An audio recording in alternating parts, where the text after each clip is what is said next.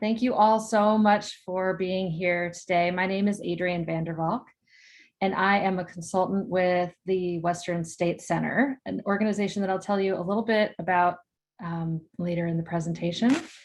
I'm joining you today from Jersey City, New Jersey, which is unceded Munsee Lenape territory.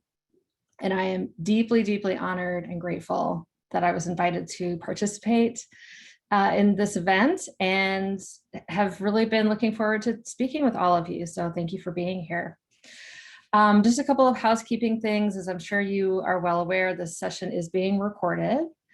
And I'm going to try to leave some time for questions at the end of the session. So you'll see a little Q&A widget next to the webinar presentation. If you have questions that you'd like me to address, you can jot them down there. I'm also realistic about the fact that we have a short amount of time together. So if I don't have the opportunity to answer your question, I'll share my email address at the end of the presentation. And I really do welcome you to contact me, and we can discuss anything that might have come up for you during the presentation that would be helpful for you to know. So I'm going to share my slides with you now and talk with you a little bit about what we're going to cover today. Most of what we are addressing, or what I'm going to be addressing with you, is content that comes from two different publications. One is called Confronting White Nationalism in Schools, and the other is a as of yet unnamed guide. So you're getting a sneak peek, basically, that is intended for parents and caregivers. So many of the same recommendations that we make for educators in our schools toolkit, we have adapted and added to make it accessible to folks who are dealing with these issues in the home. So let me just share my screen. We can get started here. Okay, great. So I just want to show you the cover of the toolkit, which I am going to invite all of you to download. Again, I'll give you the information about how to do that at the end of this presentation. And it's something that I really encourage, even if you don't work in schools, that you pursue downloading anyway, because like I said, a lot of the material that's included in this toolkit is very, very useful in a variety of settings and can be adapted. And I'll talk a little bit about that today.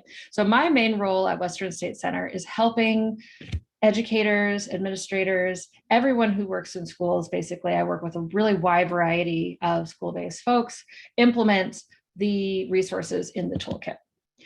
So a little bit about what we're going to go over today in this presentation. One is I'm going to talk to you about the basic foundations of white nationalist ideology. And so I will pause here just to issue a content warning, as I'm sure you're well aware if you've signed up for this session. We are going to be talking about some really hateful and bigoted ideas in this session. So I just want everyone to be aware of that and to be prepared for that. The second is we're going to talk about a little bit about white nationalist rhetoric and the strategies that they use, that white nationalists use to recruit youth. We are going to talk in a little bit more depth about the toolkit and also about the parent caregiver guide that I mentioned earlier, and address how this work fits in within the larger frame of anti-racism work. Finally, I would like you to leave here with at least one step that you can take to put what you've learned here today into action. As I mentioned, this toolkit was published by the Western State Center. And if you're not familiar with Western State Center, it is a national civil rights organization based in the Pacific Northwest, working for a world where everyone can live, love, work, and worship free from fear. Western State Center prioritizes the fight against white nationalism because it is an anti-democratic ideology that negatively affects many of our communities, including school communities, and is a direct threat to inclusive democracy itself. Western State Center believes that any work that we can do to make schools safer has the ability to impact the larger community as well. And so that's why we really talk about these things in tandem, that schools are not kind of isolated microcosms of society. They are, of course, often reflections of what's happening in the larger society and can also influence what is happening outside of the school. So I'd like to start by asking you a couple of questions to get your juices flowing, to get you kind of thinking about your role within the larger issue that we're talking about today. So I want you to think about whether you agree or disagree. In my school or community, young people are susceptible to white nationalist or anti-democratic ideas. In addition to just agree or disagree, I'd like you to also think about why you think this. What evidence have you seen? Is this a hunch? Have you heard specific rhetoric? Is it something that the young people in your life have told you about? Where are you seeing this show up? And how do you know what you know? When I hear about an incident of white nationalist organizing or signaling, I feel equipped to respond. So this is something that we really want to emphasize throughout the presentation today. And like I said, leave you with some tools that you can use to feel more equipped to respond. Many, many times I talk to folks who say, well, I'm aware that this is a problem and it's something I care really deeply about. But when it sort of pops up right in front of my face, I don't feel prepared. I don't feel like I have the language. So both the toolkit and the parent caregiver guide are designed to really give you some concrete strategies and practices that you can use to help yourself be able to maybe move from disagree into the agree category on this question. Finally, there are resources in my community to push back against hate. And this is, I think, a really good question because you might have a sense that there are folks in your community who are doing this, but maybe finding out exactly who that is, how you can be of support, or if you are someone who has connections in the community through, groups, community groups, faith-based groups, parent groups, social groups, could the toolkit be something that you could share with those groups? Could you be a resource for other people to help them learn how to push back against hate in their community? All right, so I want to talk a little bit about the difference between white supremacy and white nationalism. Whenever I have these conversations, I really make an effort to draw this distinction because there is a difference, and also because the term white supremacy is being used more frequently now and in a broader variety of contexts. So what we meant when we said white supremacy 10 years ago means something a little bit different than the way it's often used now. And I want to talk to you about specifically about the ways that Western State Center views these two concepts. So white supremacy is a system of accumulated structural power that benefits white people. And this structure is based on the history of genocide against Native people in this country, and also based in chattel slavery and the history of the transatlantic slave trade. So these are foundational and in the ultimately most influential eras that have shaped our history, and white supremacy is the result of that, okay? So as a result of this system, throughout US history, white people have had greater access to political and economic power, and as a group have benefited from the cumulative impact of that power. Now, white supremacy does assume the superiority of white people and kind of assumes whiteness as the norm, and assumes the identities or the experiences of people of color as being outside of the norm. But we should also note that racial animus or hatred is not necessarily a defining factor in perpetuating white supremacy, right? It is very much baked into our society, so much so that the systems have become self-perpetuating, and which actually can make it very hard to talk about, right? Because it's hard to see if it's kind of the water that we swim in or the air that we breathe.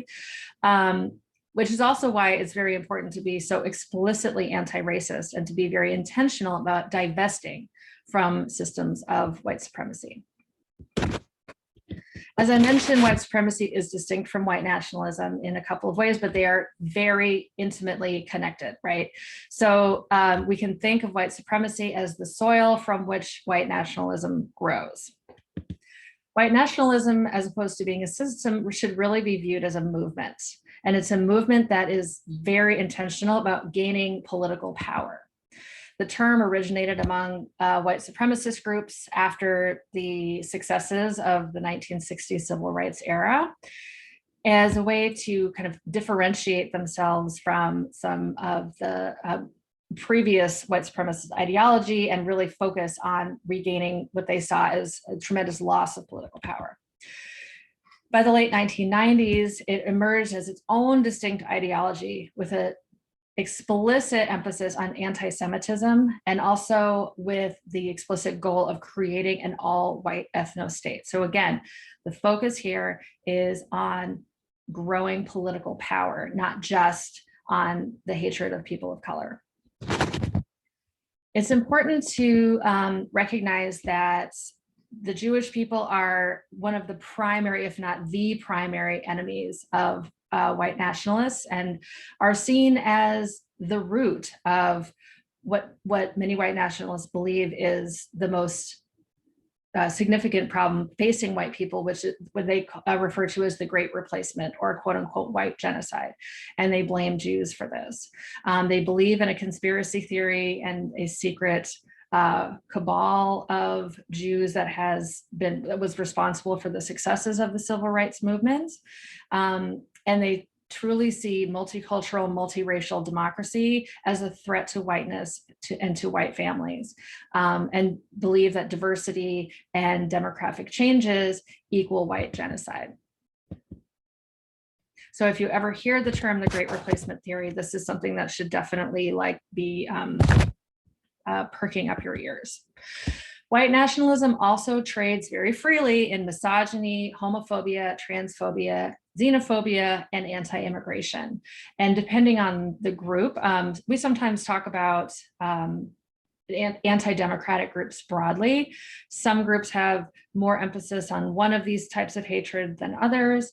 But it's important to understand when you're talking about recruitment, particularly recruitment of young people, that the comments, when I say trades in, I mean, it's often an on-ramp to lure people into conversation, to make comments about a wide variety of bigoted ideologies in an attempt to gain solidarity, strike up a conversation, have something in common with a young person, create that bond, and then move them along toward more of an explicit white nationalist idea.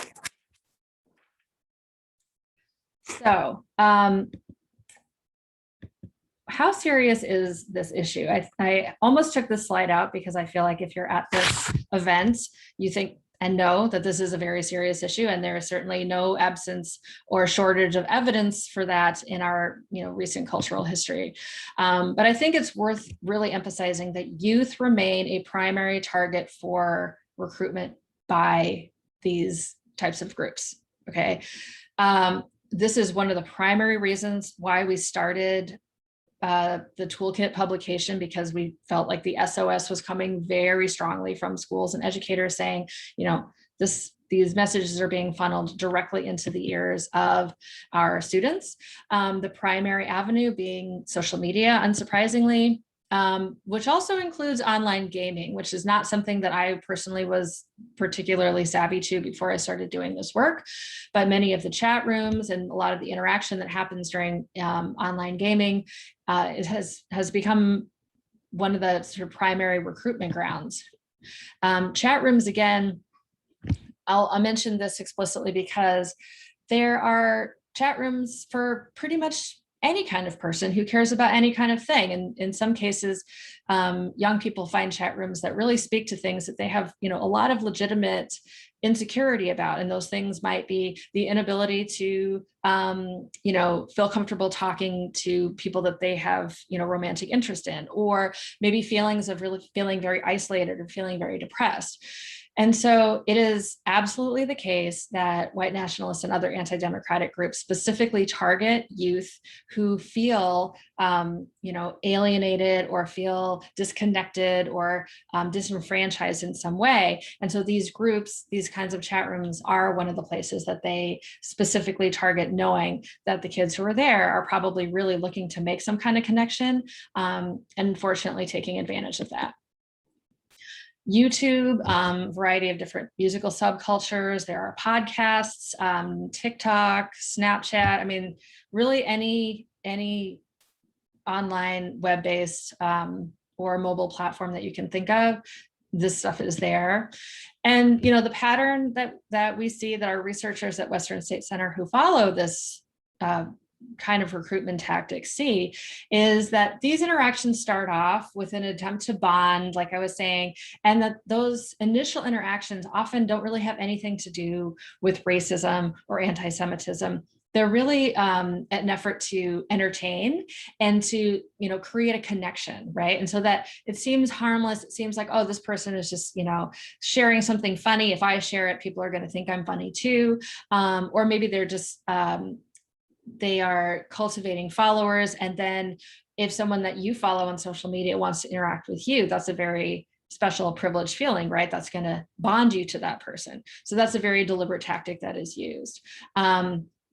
And then envelop is really where that connection or that bond is taken to the next level, where you start hearing more serious conversations. If there's like a deliberate one-to-one contact, it's not always one-to-one contact. Sometimes it's just truly sharing large amounts of really problematic content and then getting your followers to share that too, and to be loyal to you. So you might not even have a relationship with them, but they're loyal to as in kind of a cult of personality way. But sometimes it is actually a direct conversation that's happening with a young person, and then escalating to the next level, where some level of communication about loyalty or membership, or taking some sort of action, or talking about the ideology to other people, really spreading that, becoming an agent of the group or of the individual, becomes that next step. And we're going to talk about these sort of elevated steps later on in the presentation. So unsurprisingly, COVID-19 has made this worse. And the number of students unsupervised online all day has been absolutely through the roof. So this is another reason why we really felt it was important to put out a new guide for parents and caregivers, because now this, with the amount of time that kids are spending online, parents and caregivers are seeing this in the home, because they are home with the kids in many cases, not in all cases, obviously, but if school is happening in the home, then stuff that kids are being exposed to at school is also more evident, more visible, or more audible. And finally, just the larger cultural atmosphere of political polarization, the rampant spreading of fake news, in some cases being explicitly pushed out by high-ranking members of our administration, and the kind of unprecedented level of belief in a variety of conspiracy theories that's happening right now. These all contribute to a larger climate that is favorable to recruitment. So the unfortunate consequence of this is, as we see with these headlines, schools, as I said before, often are a reflection of what's happening in the larger society. And there's a lot of both anecdotal and quantitative evidence that tells us that schools are seeing radically increased numbers of incidents of things like racist graffiti, nooses, chanting of racist slurs or other racist slogans, repeating of conspiracy theories, white nationalist rhetoric, and ideology showing up in school assignments. And then, of course, in the case of the young man who shot two protesters in Wisconsin and shot and killed two protesters in Wisconsin, this can have devastating effects, right? So it's something that we absolutely must really take seriously and address.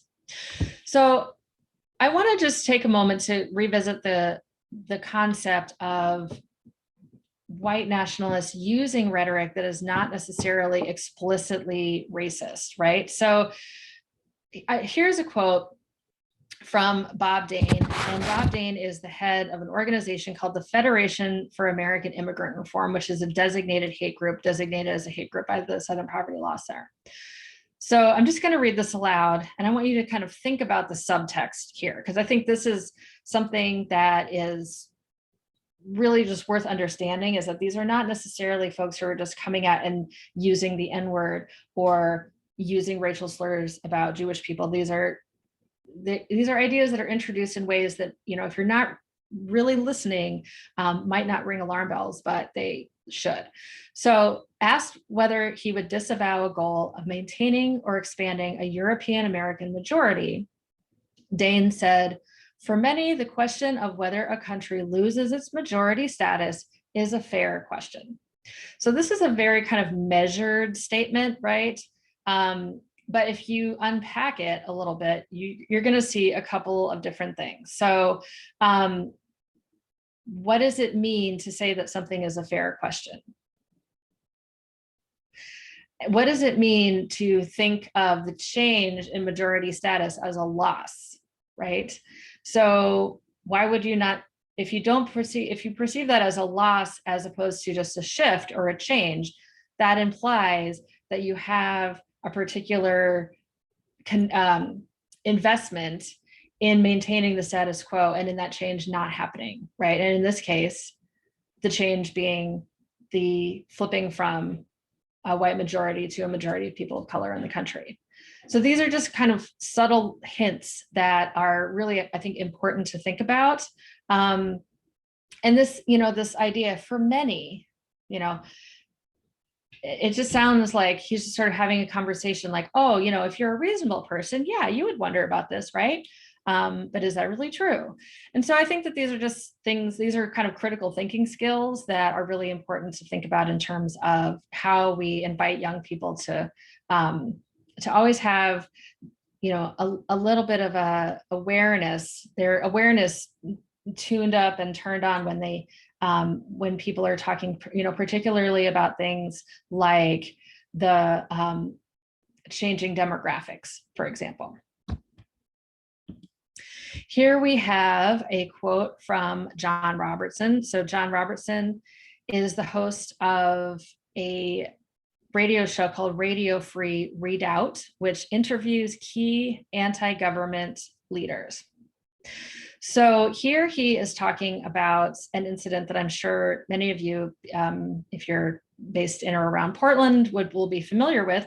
This type of tyranny is what forced people to feel that there's no other option than to do something drastic, like take over a wildlife refuge or gather militias to hold the federal supremacists back.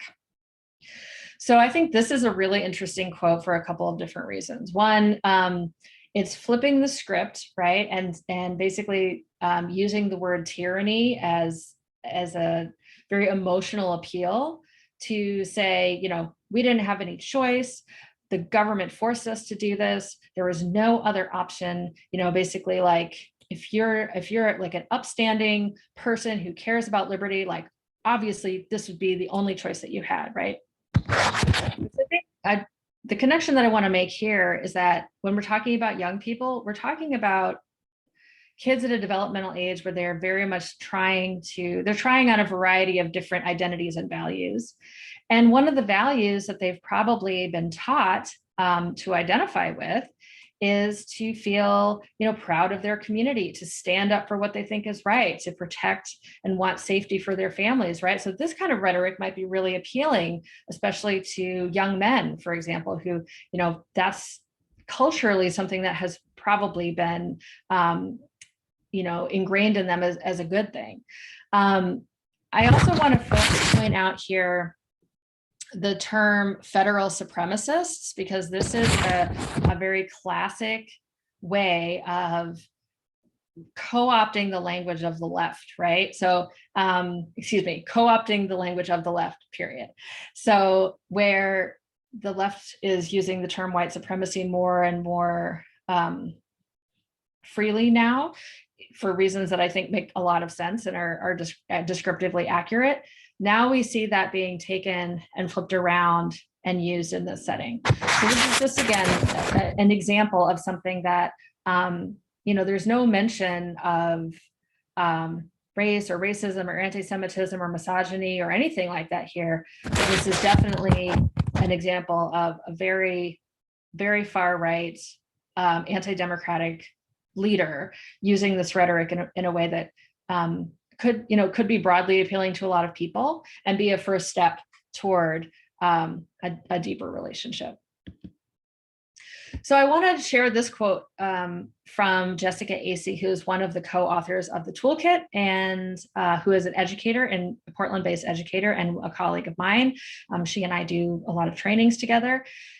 She says, white nationalists are not just trying to spread hate, they are trying to seize the state. And this is, again, something that I think is really, really important to emphasize, that white nationalism is very much focused on building power and using youth as a mechanism to build that power, sort of get them while they're young, and then over time, and as we've seen with sort of the changing face of white nationalism, right? Where you kind of went from boots to suits, and you see more of the kinds of, Richard Spencer or Stephen Miller type characters who have a much easier time moving in political circles. So I want to just pause here and kind of refocus us on what we can do about this. What is our job in all of this? So one thing I think that it's important to recognize is that this is really everyone's job. And, particularly when I talk to folks in schools, there is a tendency there to say, well, the school counselor will take care of that, right? Well, the school counselor does not necessarily see everything that, for example, someone who works in a cafeteria might see. They might not be aware of the kinds of conversations that are happening while kids are waiting in the office for someone to come pick them up for an appointment. So every single person in the school, and I believe also in the larger community, is in a position to push back against white nationalism, but needs to feel empowered to do that. And like I said, needs to feel equipped to do that. So that's really what our work aims to do, is to try to put those resources, make those resources as broadly available as possible. And also to send the message that, like, anyone can do this work. This is really critical. This is also not work. Sometimes I hear from white folks that I talk to that they think, well, this isn't my place to do this. And and I really emphasize to them, this is absolutely your place to do this. This is not, this is anti-racism work on at a level that is really, really important, that anyone who has a relationship with a young person who could be susceptible to these ideas needs to be aware of it, needs to be involved, and needs to take responsibility. So our job is to build schools and communities where everyone feels valued and where our students can grow to be engaged members of an inclusive democracy. So this, again, I just bring this up to say that relationships are absolutely the key here. It is really important to understand, like I said before, that kids who are susceptible to these kinds of messages are often kids who are really hurting, who maybe don't have a lot of strong relationships in their lives, either with adults or with other youth. And so this work does require bridge building, sometimes with kids who might be really hard to reach, sometimes with kids who might be kind of unpleasant to talk to or be around, right? And the toolkit offers multiple strategies for how to do that. So let's just dive into this in a little bit more detail here. So part of the reason, like I said, that we developed the toolkit is because we were hearing a lot of anxiety coming out of schools, and there weren't traditional anti-bullying or anti-racism resources were not directly addressing the kinds of rhetoric and the kinds of recruitment tactics that we were hearing about from educators. It is also true that we were getting more and more evidence from the research that was being done at the State Center that youth were explicitly being recruited. So this quote here from Andrew Anglin, who is the a former editor of the neo-Nazi site, the Daily Stormer. My site is mainly designed to target children for radicalization. So there's no ambiguity about that, right? This is, there a lot of evidence points to the fact that we need to focus on helping kids being able to decode this rhetoric and be aware that they're being targeted, and resist these kinds of arguments. So a couple things in the toolkit, I just want to give you a little glimpse of what's inside. There is not a comprehensive, but a short section that talks about some common white nationalist symbols, and also some resources where you can go and that are more comprehensive and more up to date. So if you're coming across symbols and you're like, I'm not really sure what that is, but it kind of is giving me a weird feeling, or I've never seen that meme before, or that character before, you can go look it up. You can also always send it to one of us at Western State Center, and we can help you find out if it has sort of a sinister meaning that would be important to know about so that you can address it with that student. So this is part of the toolkit. The toolkit also includes really specific defenses of white nationalist ideology and recommendations for how you can respond to those defenses. So some of these might include, as this example here, it's about pride, not prejudice. Some of the others include, well, racism is over, so we don't have to worry about being anti-racist anymore. Or arguments about quote unquote reverse racism, which come up a lot. So some strategies and ideas about how to respond to those. Similarly, this is political correctness run amok, which is one that, I think probably most of us have heard. So thinking about how to reframe a comment like that to really focus on shared community values that really privilege friendship and community. Sample language and text, for example. This is, again, going back to the idea of being equipped, and like if you're in the moment and you feel like you have to say something and you have an opportunity to reach a young person, but you don't know what to say, there's some examples in the toolkit that will help you in that situation.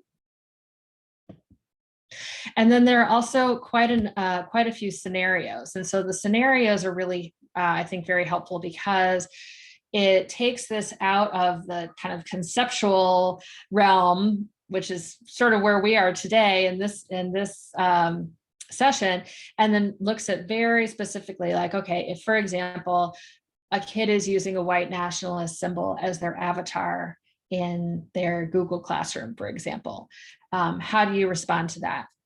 If a student is citing a source like Bob Dane, the quote that I read you earlier in their paper, how would you respond to that? If nooses or swastikas are appearing in the school, what is the best approach? And then some really specific guidelines for what to do first, what resources you need, et cetera, kind of breaking those things down really specifically. Some of the best practices that are included in the toolkit, I just wanted to go over with you because I think that they are pretty broadly applicable. One is to prepare for this stuff ahead of time. This really goes for families, community groups, student groups, and schools, right? Because it's very, very difficult when emotions are high to figure out what to say and what to do. And then the impetus, the instinct that many of us will have is to just, sort of smooth it over and pretend that it's not happening, which of course is not going to address the issue for anyone who's been harmed by the incident or for the student or students that were responsible to begin with. So be prepared. And I think that this is, another one of the main goals of the toolkit and also of the parent guide, which I will talk about in just a moment. Clearly articulate values and response plans. So I think one of the most important preventative measures in any setting, whether it's family, school, or community, is to regularly and clearly articulate the values that are expected of the members of that, family, school, or community. And this is really comes into play because once an incident, there's no guarantee that an incident's not going to happen, right? But if you have, say, there has been some racist graffiti at a school, And this is a school community where the values of multiculturalism and diversity and friendship and kindness and respect are articulated frequently, visibly, authentically throughout the school and throughout the school year, then it's a much, much easier situation to respond to, because there's a very clear violation of those already established norms, right? So this is also true of response plans. So if something like that happens and you already have a plan, then you can say, this is what we do in this situation, and be very explicit about that. Make sure that the students know about it, make sure that the families know about it, make sure everyone in the school community is aware that this is not something that's just going to be left to history and never spoken of again.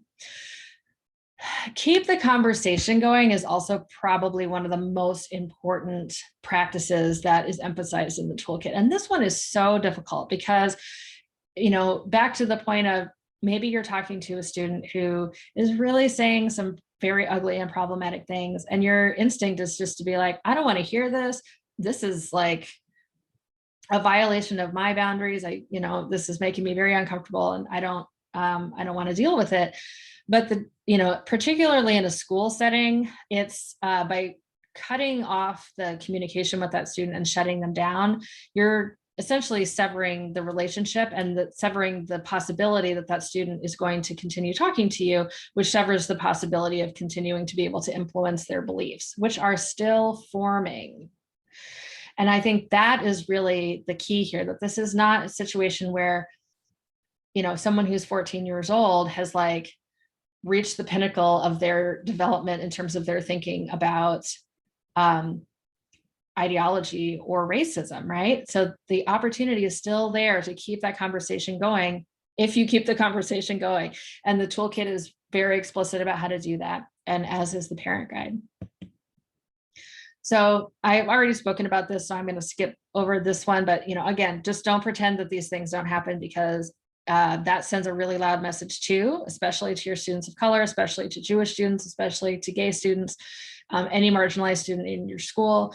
Your silence is going to speak very, very loudly.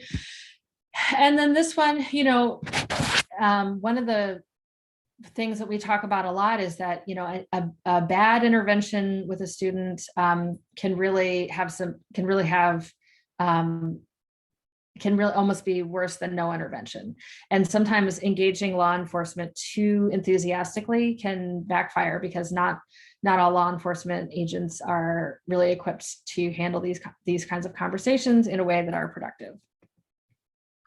So we also have a guide for parent and caregivers, as I mentioned. So we published an excerpt from this guide on Medium earlier this year, and I'm going to give you the URL after I take my slides down. And we called the excerpt, "My Child is Sharing Racist Memes and Conspiracy Theories, What Should I Do?" And that's basically because this is a question that we are fielding pretty much constantly at Western State Center, parents and caregivers who are feeling extremely alarmed by what they're seeing their students or their kids' friends post online, and really looking for some guidance. And so we, like I said, have been working on this for a while. We've put the conversation guide out there. So the what to say piece has already been published, and I'll share that with you. If you download the toolkit, you will be placed on a mailing list of Western State Center folks who are this, specifically toolkit related mailing list. And then you'll be made aware as soon as this particular guide is ready. It should be within the next 2 months. So one thing that's different, let me just do a quick time check. One thing that's differentiates the parent guide from the toolkit is that the guide includes a really useful framework called the scales of expression. So I just wanted to expose this to you quickly, because not all behavior in this arena is like a 5-alarm fire, right? Sometimes kids are basically just repeating stuff that they heard online because they think it's funny and they actually don't have any idea what it means, or they're just sort of going along with something that they aren't aware is, has historical relevance or is really hurtful to people. So the scales of expression are designed to help you essentially kind of assess what's really going on here. What level is this young person at? And the guide suggests different responses based on what level the youth is expressing.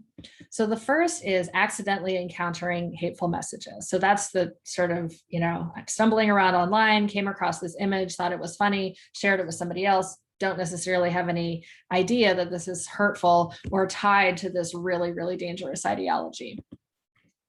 Sharing jokes and memes to be edgy. And I would say this is probably where the majority of young people that we hear about really fall into this category, where they are basically experimenting with developing their visibility and their personality online. They think this stuff is really funny. They think it's funny that other people get mad about it. So this is where the term triggering the libs comes from. I don't know if you're familiar with that, but this is definitely, that is like candy in these kinds of interactions. So this is, again, where being really skillful about continuing the conversation without shutting it down or without, appearing quote unquote triggered is sort of a fine line to walk in these kinds of conversations. Asserting far right beliefs in daily life. So this is really an indication that a young person has a greater understanding, has intellectually bought in on some level, and is starting to talk about this as something that's becoming more important to their identity and their belief system. Supporting anti-democratic groups and spreading conspiracies or overt hate. So this is, again, that escalation. When we talked about entertain, envelop, and escalate, this is where you're kind of getting to the point where that young person has become an agent for spreading the idea, and has, really expressed a lot of loyalty to the idea, the group, the person, etc. And then finally, calling for or engaging in acts of intimidation or violence. And this is, of course, the point where, we never want to get here. And the point where probably some, outside resources or intervention is going to potentially be necessary. So I want to share one last quote with you. And this is from one of the authors of the Parent Guide. Shelley Tochlik, and she says, young people will need an accepting and understanding community to join, if we're coaxing them out of a white nationalist influence. And that's what we as anti-racist people have no choice but to create for them. So, again, I'll go back to the point that relationships are the most important tool that we have in terms of helping young people feel connected, helping them be reminded of their values, helping them be reminded of their value within the community that you share with them. And so those relationships, again, if we lose the relationship, we lose the opportunity to connect and to influence them. So doing anti-racism work of all kinds from a place of compassion can be a really helpful guiding principle.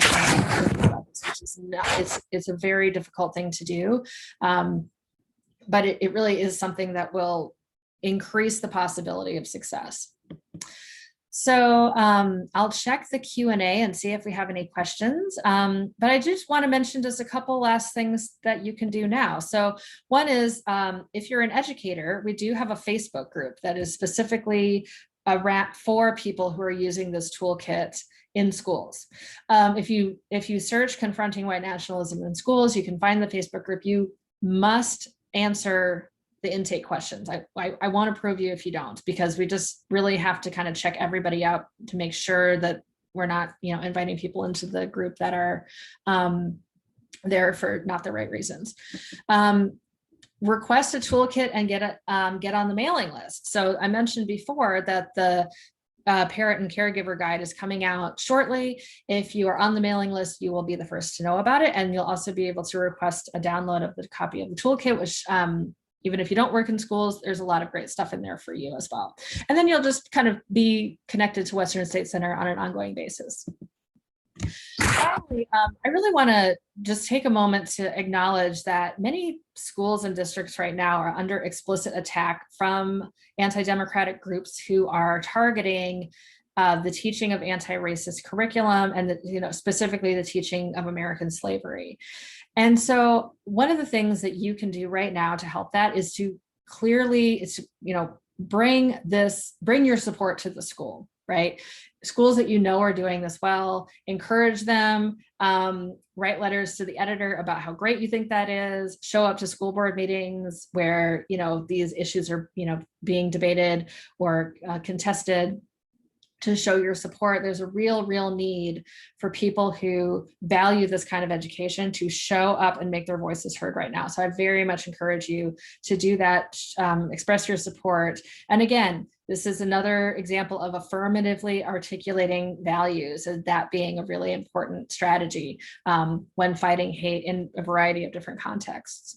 And, you can also share the toolkit with schools as well. If they don't know about it, send it to the guidance counselor, send it to the principal, send it to one of your students' favorite teachers, et cetera.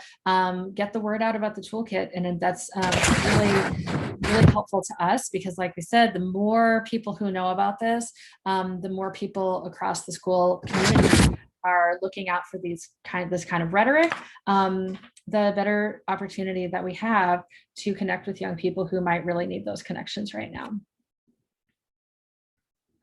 So I'm going to stop sharing. I unfortunately think that we have only about 2 minutes left, but I do want to I'm going to put my email in the chat here. And I'm also going to put the link to the Medium guide in the chat as well, so you can find that.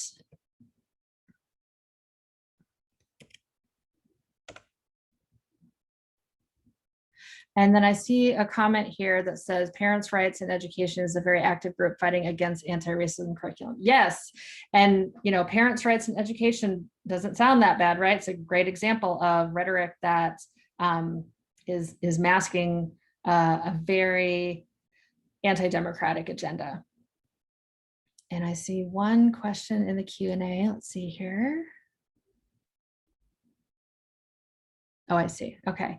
Well, I want to thank you all so much.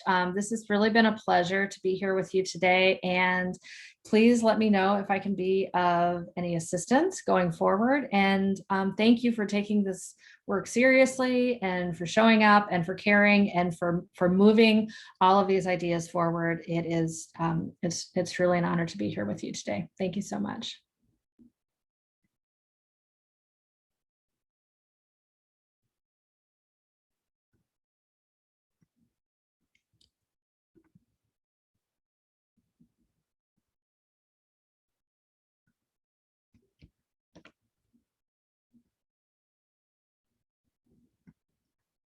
Looks like some folks were not able to see the chat in Whova, so I'm going to put it in the chat here. Okay, we should be good. Let me know if I can help.